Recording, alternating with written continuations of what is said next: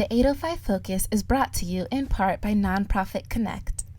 Nonprofit Connect provides superior leadership tools and resources so nonprofit leaders and board members can make valuable decisions to move their organization forward to a sustainable and vibrant future. More information on services online at nonprofitconnect.org.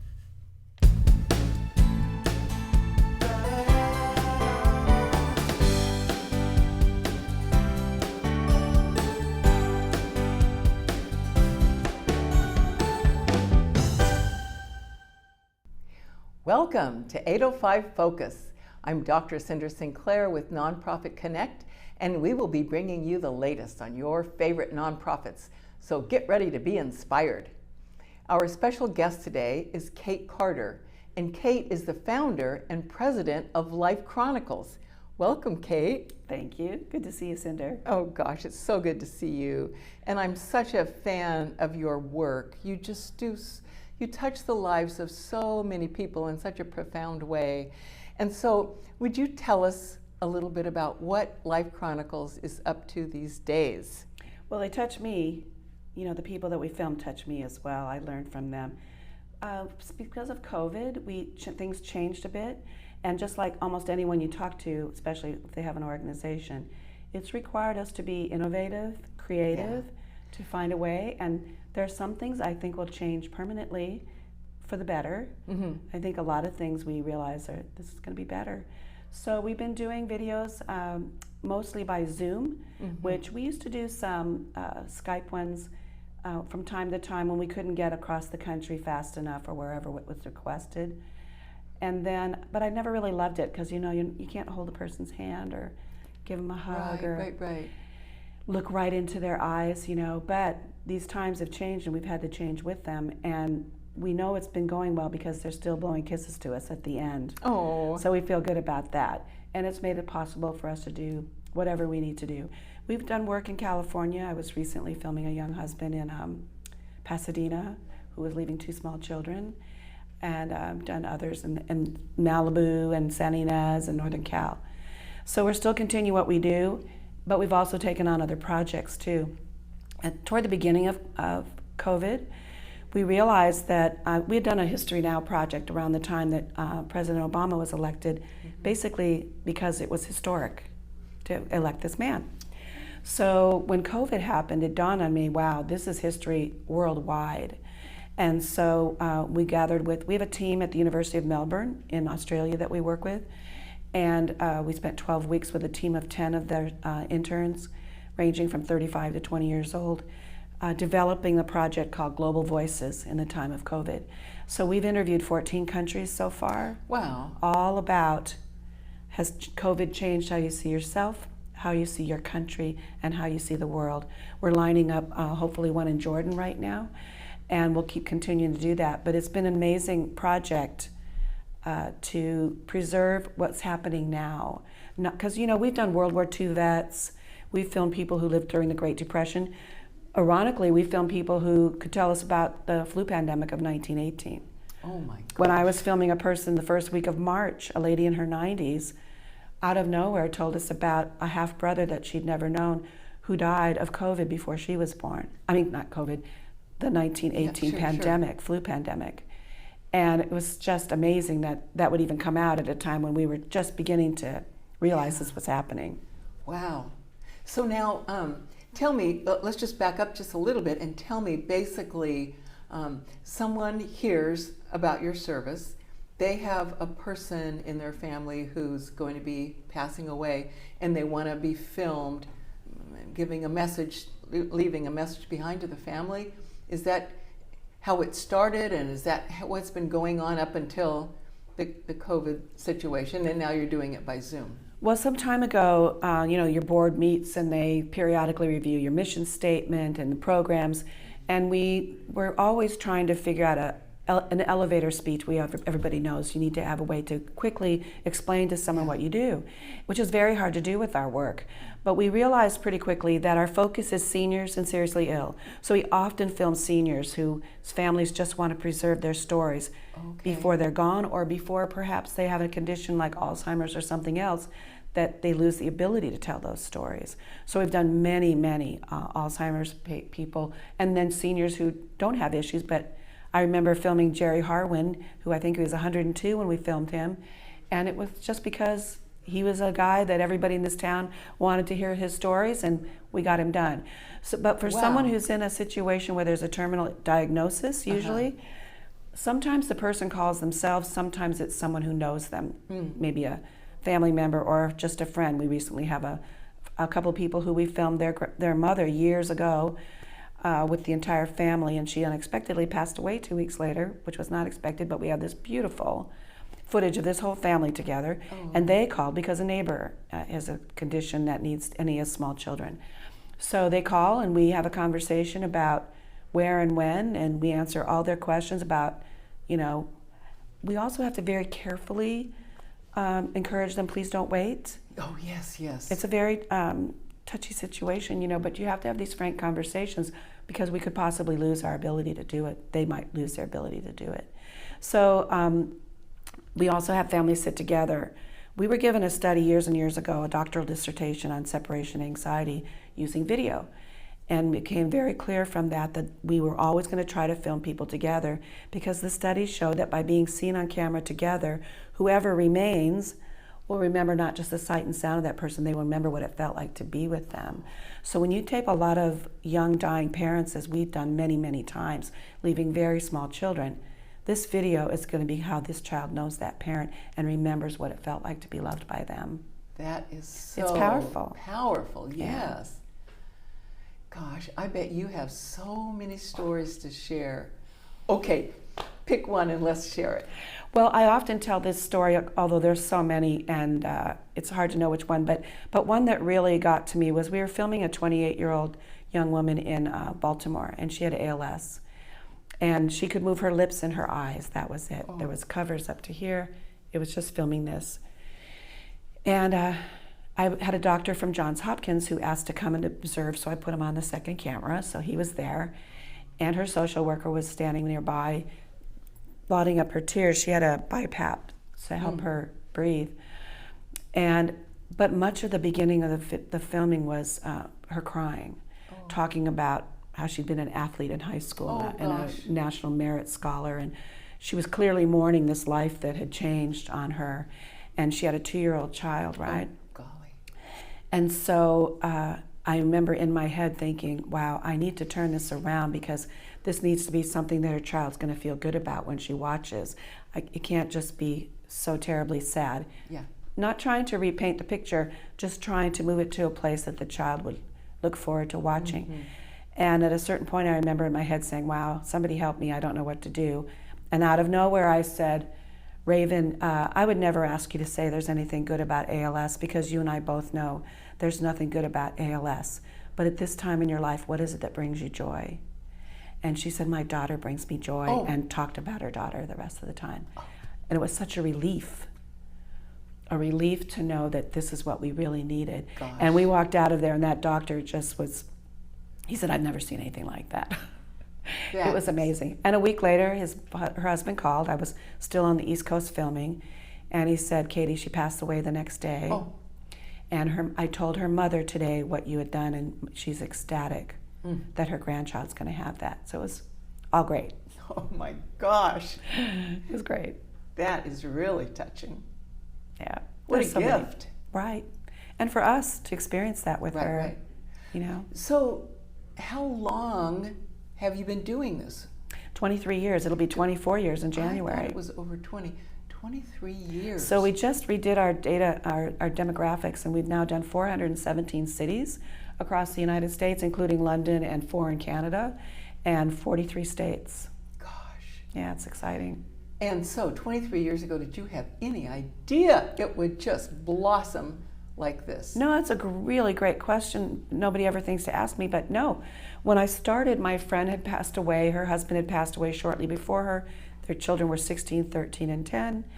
And all I knew was I'd done a television internship at TVSP back in the day, and I wanted to do something meaningful with it. And when my friend told me that she didn't have long to live, I said, I want to sit you in front of a camera and I want you to tell the kids everything you want them to know for the rest of their lives. which I thought was going to be mostly memories. And memories are great, stories are great, but what we have evolved into is a therapeutic way for families to sit together, and we guide them through very meaningful end-of-life conversations that they always say, we probably would never have had these conversations. Oh my gosh. Which is very therapeutic for everyone.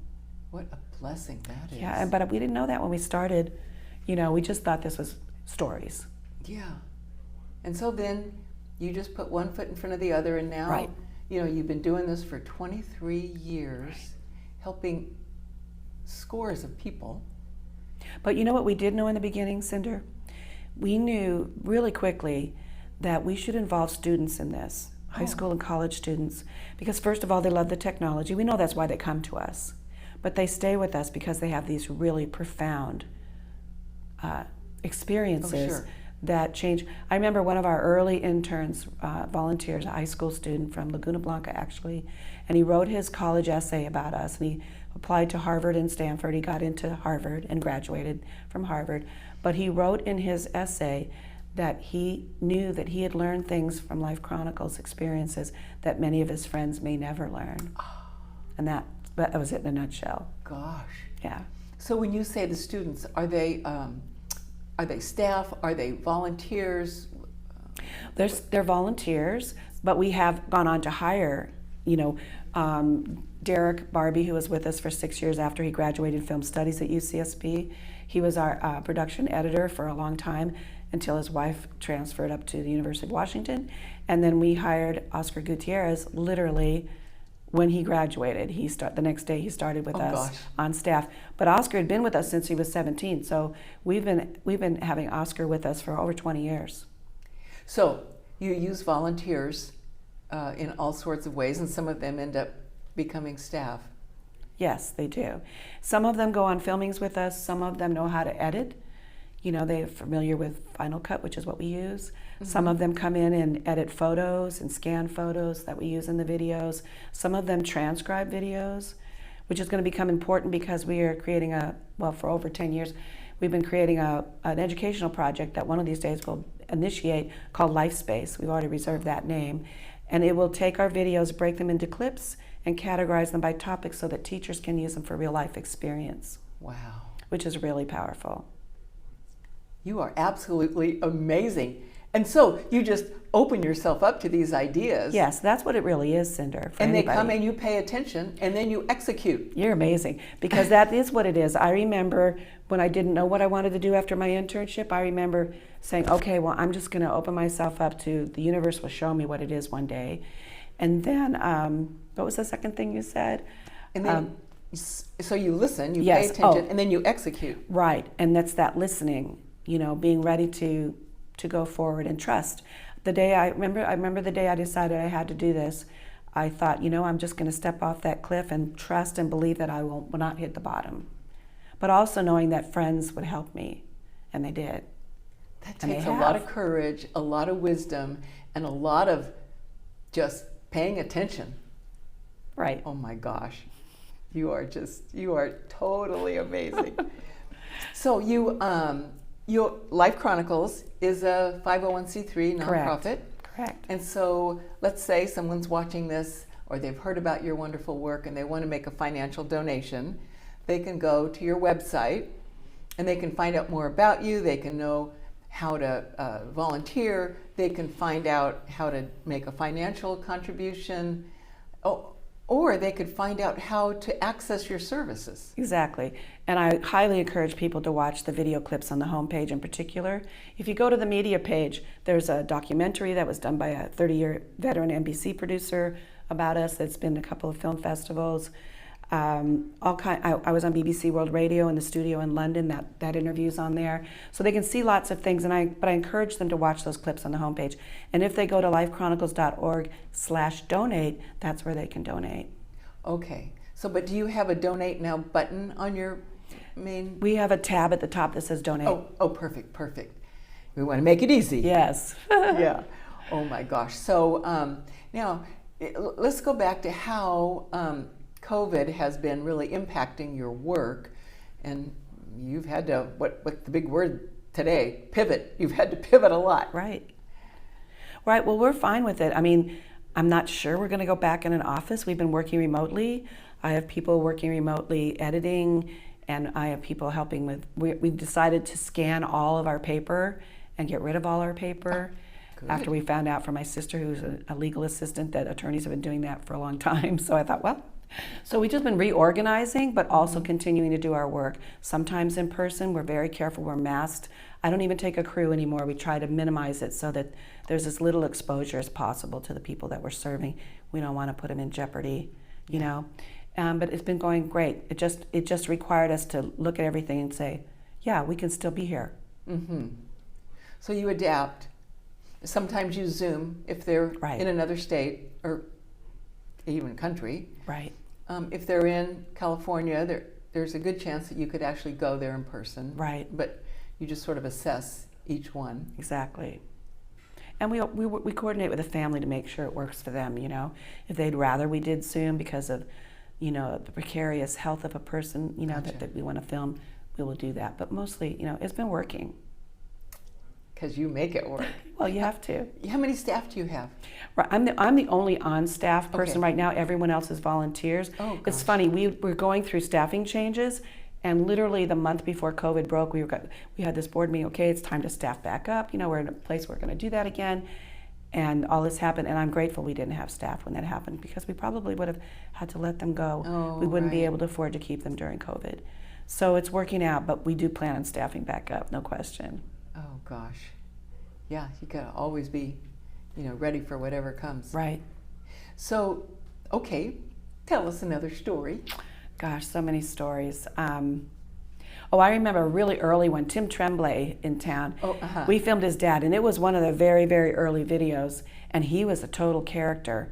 And I remember he asked us to bring the footage to show it to him. And by this time he was bedbound. He wasn't when we filmed him, but pretty shortly after he was. And so he came in, and they had the DVD player. No, back then it was VHS, Oh, come to golly. think of it. So they had the machine set up and the TV, and he was lying there with his eyes closed in bed, and I thought, well, how's this gonna work? Yeah. And then they turned it on, start playing, and he opened his eyes, and then he started making comments what he's hearing. And then he got up on one elbow and is talking and pointing at the TV and everything. And he turns to Tim and he goes, wow, this is enough to make me live for another week. Oh my gosh. But then years later, I had a man whose family wanted to film him. He was an elderly man, and he was reticent about doing it. And so I showed him clips from Tim's dad, and he goes, oh, I can do that. Oh gosh. So, you know, that's why we think it's important for people to watch the clips, because then they'll go, yeah, I can do that. Yeah, so go on the homepage and watch the clips. Right. Because I can understand how that could be a little scary or unsettling. Well, the call is scary. I think the first call is scary. Yeah. I always thank that person who called, especially if it's a person who's been themselves given a terminal diagnosis, to have the courage to call. And they're often in tears, and I let them know, look, if you live to be 90, you'll still be glad you did this now. Yeah. But please don't wait. Let's do this before things change in any way than you wish we hadn't waited. Are there, to your knowledge, are there other organizations like this around the country? Or? You know, for a long time we hadn't heard of anybody, and then there was and I don't know if they still exist or not, because I keep telling people we're really too busy to keep track of all these people. Sure. But there was one on the East Coast, but for some reason they were limiting it to people, only people with small children. Oh. I think that was what it was. And they would always refer the people to us, everybody else, because we don't have any restrictions. Uh-huh. We don't have any restrictions. That's good. We don't have restrictions because people can't afford to donate. Mm-hmm. People who can are very generous, and they're great. But there are so many families we serve that have been devastated financially due to their medical situation. They're often going to lose a spouse who was part of the breadwinning in the family, you know, and leaving little children. So nobody gets turned away. So you'll still film a family even though they can't afford it? Oh, absolutely. We've I'm done it sure you many, do that many all times. the time. All the time. And also, will say, and you might see it from time to time on Facebook, because I know you see me on Facebook. Yes. But we often have those families. I have a young widow in Boston who often makes the point of saying, we're so grateful, Katie, that you didn't ask us for anything, because we didn't have it. And she's raising 2 small children by herself. So, you know, it's important that people are served, and so we find ways to get it done. Gosh, what a blessing you are. Golly. Well, we just have a few seconds left, actually. Is there anything else you'd like to say to our audience? Well, I really want everyone to know that COVID has not stopped us, that we're continuing to do what we do. And we look forward to anyone who needs our services, and they'll be glad that they did. Yes. Everybody's glad they did. Nobody regrets doing a video, but they often regret that they didn't. Oh, gosh. I hear that a lot. Very good point. Yeah, I hear Well, that. thank you so much for your wonderful work. Thanks for having me, Cynder. And thanks for being here. And thank you for joining us on 805 Focus, and we'll see you next time.